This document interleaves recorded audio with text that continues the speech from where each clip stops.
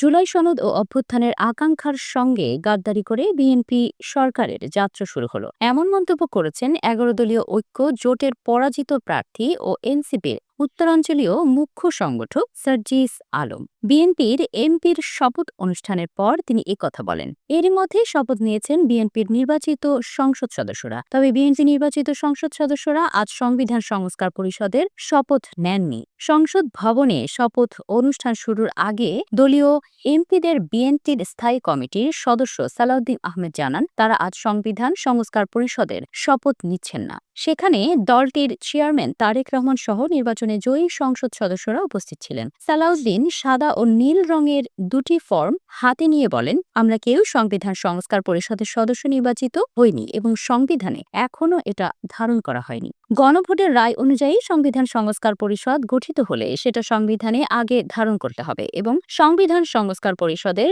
সদস্যকে শপথ নেওয়াবেন সেটার বিধান করতে হবে।